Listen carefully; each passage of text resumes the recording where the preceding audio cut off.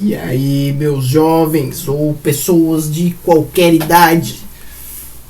Professor Flamiciano de Geografia na área para falar de um assunto muito massa, muito interessante, que é basicamente a ocupação do território brasileiro. Ah, professor, mas isso não é história. Não, a gente vai estudar um pouco de história, mas a intenção é estudar a história para compreender o espaço geográfico. Em outras palavras, tentar entender por que o Brasil tem este formatito e por que ele é tão grande e quanto tempo demorou para isso se formar, que tipo de processo aconteceu. Claro, são mais de 500 anos de história, a gente vai tratar de maneira bem breve sobre isso, certo? Vamos lá então, vamos começar. Olha só, olha esta imagem. Olhando para esta imagem você vê o que? Indígenas e uns europeus chegando de barco, certo? Primeira coisa que vocês têm que lembrar é o seguinte: o território brasileiro não estava desocupado, ele tinha milhões de pessoas morando aqui, literalmente, que eram os indígenas, né? Não tem como saber exatamente quantos eram, mas estimam assim entre 7 e 30 milhões de indígenas, mais ou menos por aí, deveria ter o território brasileiro, estima-se, né?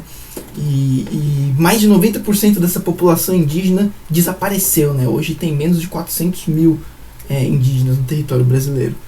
Tudo bem, mais de 90% desapareceu, cara, a coisa foi feia. Vamos lá, vamos para o próximo, olha aqui, ó. Aqui a gente tem um mapinha mostrando os territórios indígenas do Brasil, 1500, então diversos povos indígenas, certo? Isso daqui é de acordo com, se eu não me engano, com um tronco linguístico, tá? Mas, por exemplo, dentro de Tupi-Guarani, que é uma amarelinha aqui, por exemplo, tinha várias tribos diferentes, ok? Passa dos 1000 a quantidade de povos diferentes que tinha no Brasil. E quando os portugueses começaram a tomar o território deles, olha aqui, já está dizendo, ó, aqui eles trataram como se tivesse 4 milhões de indígenas do Brasil, sobraram apenas 370 mil, ok? Então aí um genocídio, né? Um genocídio mesmo, morreu muita gente na conquista desse território. Tudo bem, very nice. Olha este mapa, que bonitinho, né? Olha aí um mapa histórico maravilhoso, barquinhos portugueses, bandeiras portuguesas nas ilhas, né? E aí quando você aproxima, dá para aproximar, olha aqui, olha ali os índiozinhos, olha ali os indígenas, ó, e aqui os caras já estavam trabalhando, velho, já estavam trabalhando. Os indígenas foram os primeiros a serem escravizados pelos portugueses aqui, viu? Não se enganem, não foram só os africanos a serem escravizados, os indígenas também, ou escravizados, ou no começo, nos primeiros 30 anos ali, eles faziam um escambo, né? Os portugueses davam para os indígenas algumas coisas que eles não tinham, tipo coisas feitas de metal que eles não tinham, uma enxada, um facão, alguma coisa assim, uma faca, ou espelho, qualquer coisa que eles não tinham, que para os portugueses era um negócio normal, do dia a dia, mas para eles era um negócio muito avançado. Eles davam isso para os indígenas em troca de trabalho. Primeiras décadas de exploração de pau-brasil no nosso território foi basicamente com um trabalho indígena. E não era escravizado não, era através de troca, né? A gente chama de escambo. Mas depois que eles começaram a ocupar o território, eles começaram a escravizar menos indígenas, certo? Isso daqui é uma figurinha, um desenho que eu encontrei por aí da Vila de São Vicente. Vamos lá. A primeira colônia que teve no Brasil foi a colônia de Porto Seguro, na Bahia. Foi o primeiro lugar onde se estabeleceram europeus portugueses no Brasil. Mas a primeira vila oficial do Brasil foi a Vila de São Vicente, ok? Onde hoje fica São Paulo. Foi em 1532. Esse daqui é um desenhozinho representando a Vila de São Vicente, certo? Bandeira portuguesa, uns indígenas aqui assistindo, mal sabendo o que esperava eles, né? Foi a partir daqui que os portugueses começaram a ocupar o território brasileiro, certo? Show de bola. Olha só, isso daqui é uma imagem histórica de Salvador. Salvador foi a primeira capital do Brasil, ok? Em 1549, Salvador foi decretada a capital do Brasil. Foi uma das primeiras cidades do Brasil e foi a primeira capital do Brasil por muito tempo. Depois trocou de lugar com Rio de Janeiro e por último veio Brasília. Mas a primeira foi Salvador. Show de bola. Como que os portugueses fizeram?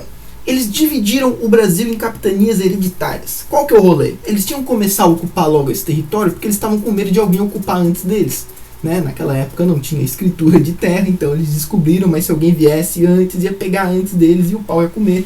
Eles não podiam deixar isso acontecer. Então ali, a partir de 1532, eles falaram, ó, vamos ocupar logo isso daí pra gente não perder. Tinha pau-brasil sendo roubado, sendo saqueado no litoral brasileiro por corsários franceses. Eles estavam tentando defender esse território e garantir que a terra ia ser deles. Como que um país pequenininho igual Portugal, que é menor do que Santa Catarina em território, ia ocupar um território tão grande como esse do Brasil? E olha que nem era o Brasil inteiro ainda, era só a pontita do Brasil aqui, ó, certo? Não se esqueçam que Portugal fez com Espanha, em 1494, se eu não me engano, o Tratado de Tordesilhas, né? Eles mal sabiam direito o que eles estavam dividindo, mas dividiram já para garantir que era deles. E aí Portugal ficou com essa parte. Mas mesmo assim era um território muito grande para Portugal. Dividiram o Brasil em 14 capitanias hereditárias, ok? Como se fossem províncias, assim, entre aspas, certo?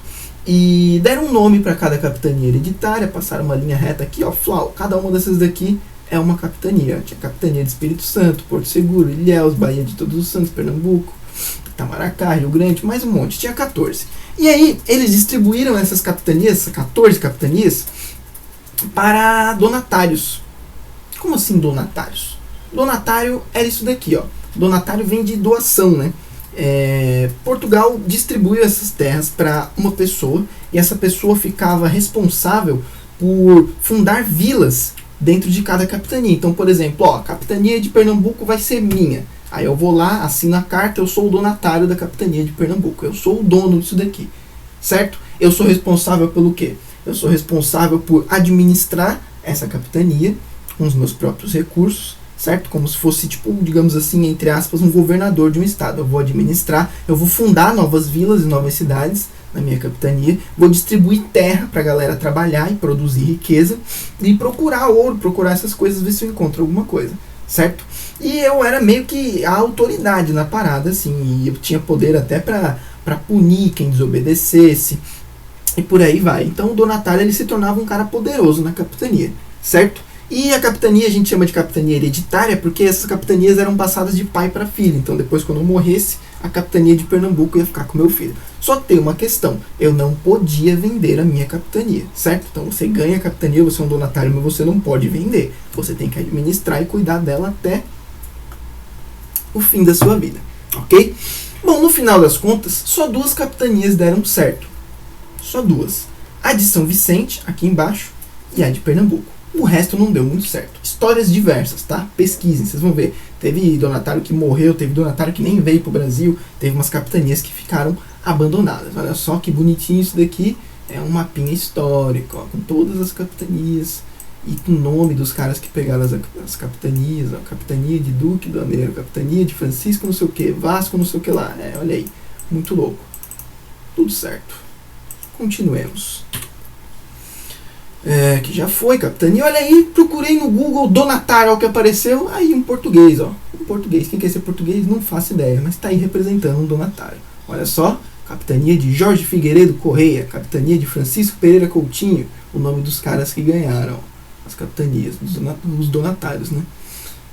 Beleza, vida vai seguir, vamos lá.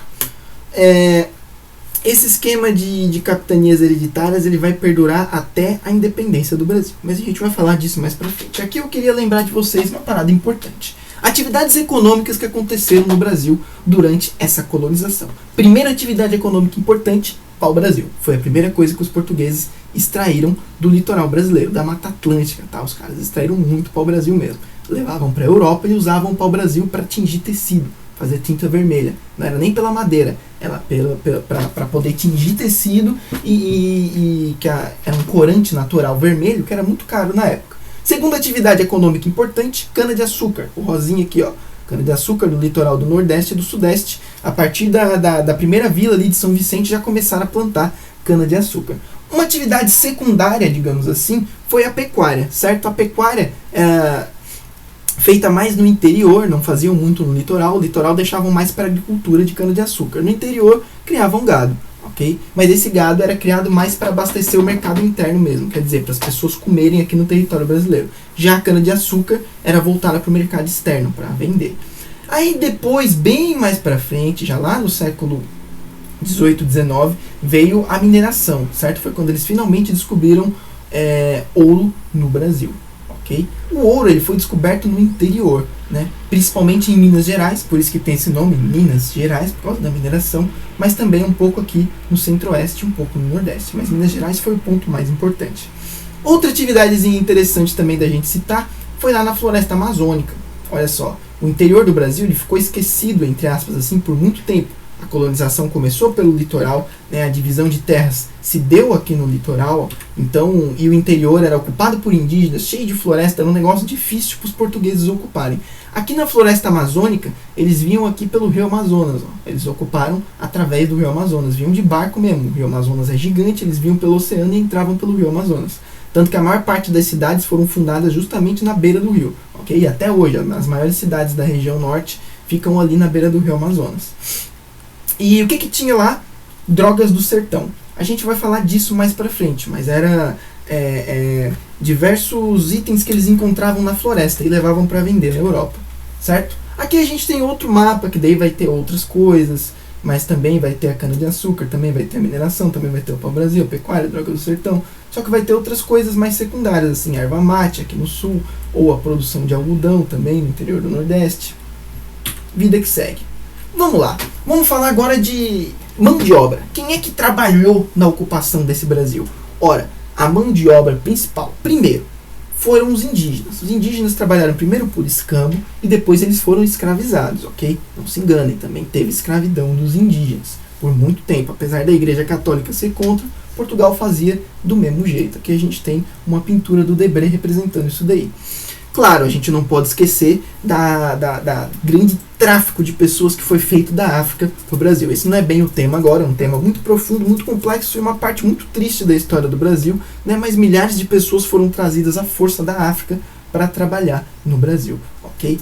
Os africanos eles foram muito mais escravizados do que os indígenas no Brasil, por diversos motivos, mas explicando de uma maneira simples, os indígenas estavam no território deles, então era mais fácil para eles resistirem, era mais fácil para eles fugirem e se estabelecerem em outros lugares. Já os africanos estavam num território que eles não conheciam, misturados com pessoas de diversos lugares da África que eles também não conheciam, eles não tinham muito para onde fugir, para onde correr, era mais complicado para eles resistir a esse processo. Mas ainda assim, se você pesquisar, você vai ver que eles resistiram bastante, né? A história dos quilombos e tal. Tudo bem. Vamos lá, olha só, isso daqui é a Lei Áurea, né? Foi quando a princesa Isabel assinou o documentinho e liberou os escravos do Brasil, acabou a escravidão no Brasil, entre aspas, em 1888, ok?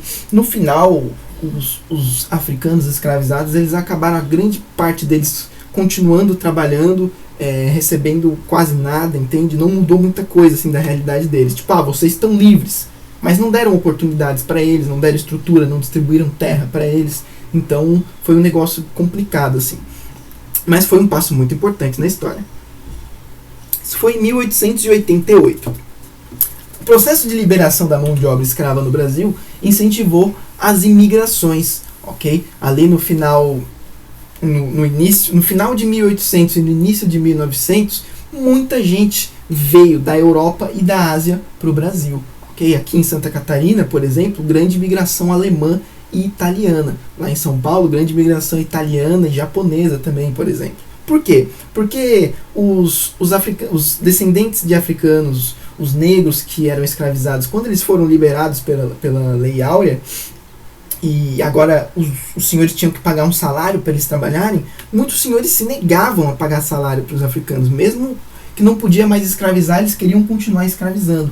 Muitos negros saíram da onde estavam, foram para outros lugares, tentaram uma vida melhor na cidade. No final das contas, faltou mão de obra, precisava de gente para trabalhar. E aí, o governo brasileiro começou a trazer gente de tudo que é lugar, mas principalmente da Europa e da Ásia para trabalhar no Brasil, certo? Então, olha só, isso daí é muito massa, ó, um cartazinho que era distribuído lá pra galera vir pra cá, tentando, lá na Itália nesse caso aí, tentando convencer a galera a vir trabalhar no Brasil. Olha só, na América, terra no Brasil para os italianos, barcos partindo a cada semana no porto de Gênova. Então você tava lá na Itália ali, no início do século XX, você tava meio na merda, assim, você tava meio sem dinheiro, você tava, sua família passando fome, você olhava um catar desse daqui e pensava, vou tentar uma vida nova lá no Brasil. Então os imigrantes, eles não vieram traficados ou forçados igual os africanos, eles vieram depois e vieram por vontade própria, né? Olha aí, você coloca imigrantes no Google, vai aparecer umas imagens assim, a família imigrante e tal, certo? Tudo bem? Então primeiro os indígenas, depois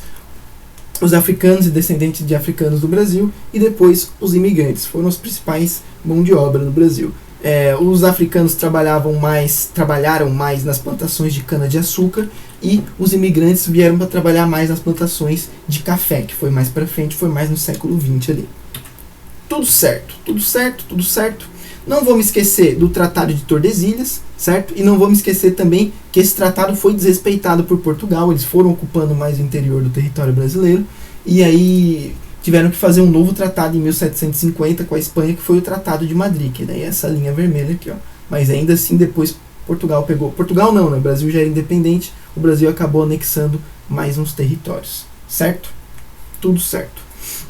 Outra coisa que também é importante a gente lembrar é a colonização brasileira começou pelo litoral, não se esqueçam disso, as primeiras vilas e cidades foram fundadas no litoral e depois os portugueses e depois os brasileiros, inclusive, foram ocupando o interior. Então a gente pode dizer que a primeira região que foi ocupada pelos portugueses foi o Nordeste, a segunda foi o Sudeste e a terceira foi a região Sul. As duas últimas regiões ocupadas efetivamente por portugueses e por brasileiros foram a região Norte e a Centro-Oeste. Show de bola! Lembra que eu falei que eu ia conversar sobre as drogas do sertão? Então, aqui na região norte, como eu falei para vocês, eles ocuparam através do rio Amazonas, vinham pelo rio, fundavam novas cidades e tal. No início não tinha muita coisa para fazer, e era muita floresta, não tinha agricultura, era complicado e tal, e as cidades eram pequenas. A única atividade econômica mais importante que era feita ali eram essas tais de drogas do sertão. Então, diversas coisas, temperos, sementes, diversos tipos de coisas que eles extraíam da floresta e levavam para a Europa, tipo especiarias, digamos assim, que eles extraíam da floresta amazônica e levavam para a Europa. Essa situação só foi mudar quando, no século XX, já ali no início de 1900, no final de 1800 também, quando descobriram as seringueiras na floresta amazônica. Né? Das seringueiras eles extraíam o látex e com isso aqui eles faziam borracha, certo? E aí foi uma atividade econômica que atraiu bastante gente, fez aquela região crescer consideravelmente. Borracha para quê? Principalmente para pneu de carro. Foi uma atividade econômica que surgiu e cresceu junto com a expansão da indústria automobilística no Brasil e no mundo, certo? Então o Brasil exportava, vendia borracha para países que produziam carros. E essa borracha era produzida com látex da floresta amazônica, certo? Só que essa atividade econômica ela não durou muito tempo, assim, foi um ciclo bem curto. Já em 1920 acabou essa atividade econômica, já tipo, não acabou, mas diminuiu bastante, porque os caras começaram a roubar a nossa seringueira, mano, essa é a real. Eles descobriram que dava pra fazer borracha com látex da seringueira, pegaram mudas, roubaram mesmo assim, traficaram mudas de seringueira da floresta amazônica, plantaram em outras partes do mundo e aí de repente outros países começaram a produzir borracha, competir com o Brasil e aí a região norte novamente ficou lá meio esquecida. Sobre a região sul, sobre a região centro-oeste, é bom a gente lembrar que já teve o ouro lá, né? Não esqueçam, eu mostrei pra vocês aonde que eu mostrei, bem mais para trás, a atividade econômica importante aqui, ó, mineração, pegou um pouco no centro-oeste, ok? Então muitas cidades surgiram aqui por causa da extração do ouro, não se esqueçam disso. Então o centro-oeste ele já tinha assim uma ocupação, certo? Não era assim, nossa, super ocupado igual o nordeste e o sudeste, mas já tinha algumas cidades no centro-oeste por causa da extração do ouro, certo? Só que o que vai deixar o centro-oeste, que vai realmente efetivar a ocupação do centro-oeste, vai ser só no século XX, a partir de 1950, cara. Quer dizer, até a década de 50, o centro-oeste ele tinha poucas cidades, e cidades bem pequenas, certo? Era uma região de difícil acesso. E os portugueses, depois os brasileiros, tinham muita dificuldade para chegar até lá. Até que teve a famosa expansão da fronteira agrícola no Brasil. Uma galera, principalmente do oeste aqui da região sul, ó, partiu dessa região pro interior do Brasil em busca de terra, velho, para plantar. E o governo incentivou essas pessoas, ó, fornecendo crédito para elas poderem produzir, pegar um pedaço de terra, comprar um pedaço de terra e plantar alguma coisa, certo? Ajudou essa galera que migrou com a questão dos preços garantidos, né, para eles terem um preço garantido para vender, e o governo realmente incentivou, porque queria desenvolver a atividade econômica da agricultura no interior do Brasil e também porque queria ocupar melhor esse território que não estava produzindo muita coisa, né? Então teve uma grande expansão do oeste, principalmente da região sul, para o centro-oeste aqui, ó. E aí, mano, o centro-oeste é hoje um dos maiores produtores agrícolas do Brasil, ok? E aí, depois de plantar a coisa, também começaram a abrir pasto para gado, e essa fronteira agrícola ela chegou aqui, ó, e já rodeou toda a floresta amazônica, já passou do centro-oeste hoje, certo? Aí a gente tem outra figurinha aqui mostrando também a expansão da fronteira agrícola. E aí hoje o centro-oeste é um dos maiores produtores de tudo que você for pesquisar. Aqui, por exemplo, ó, são municípios produtores de soja. Olha aqui, o centro-oeste arrasa com as outras regiões. Ó. 3 estados aqui que tem produção de soja pra caramba, mas tem várias outras coisas que são produzidas no centro-oeste, né? Além de soja, tem o milho também, que é uma produção muito importante nessa região. E aí foi aí que o centro-oeste passou a ser mais ocupado, certo? Só que, só para lembrar que essa fronteira agrícola não é um negócio tão simples assim, ela envolve muito desmatamento, né? Para você abrir terra para plantar ou para criar gado, você precisa desmatar. Por isso que o bioma que tem aqui no centro-oeste, que é o Cerrado, que é um dos principais biomas do Brasil, foi muito detonado a partir ali da década de 70, 60, 70 e tal, por causa da expansão dessa fronteira agrícola, certo? Olha aí, tudo isso daqui foi desmatado, cara, para produzir alguma coisa. Ok? E isso vai explicar a ocupação do território brasileiro hoje. Toda essa historinha que eu contei, certo? A maior parte das cidades e as maiores cidades do Brasil, a maior parte da população brasileira fica no litoral. Não esqueçam, essa é a moral dessa aula inteira. A maior parte da população brasileira se localiza no litoral. E o interior é bem menos ocupado, porque menos atividades econômicas importantes foram desenvolvidas aqui. O centro-oeste é um grande produtor agrícola, mas pensa bem, ó, produção agrícola não gera grandes cidades com muitas pessoas morando ali. Na verdade, são grandes espaços que ninguém mora, né? Então, quando você olha aqui, ó, você tem grandes vazios demográficos no centro-oeste, certo? Já sudeste, nordeste e sul são bastante ocupados. Olha aí, densidade demográfica nas 5 regiões do Brasil. As 3 maiores, sudeste, sul e nordeste. As 2 menores, centro-oeste e norte. Olha a diferença. Região sudeste, 94 habitantes por quilômetro quadrado. Região norte, 4,6 habitantes. Certo? E assim se formou o território brasileiro e assim foi ocupado o território brasileiro. Começou aqui e terminou aqui. Certo, meus jovens? Era isso. Tentei ser o mais breve possível nessas 500 anos de história. Um abraço a todos. Qualquer dúvida é só rezar. É nóis.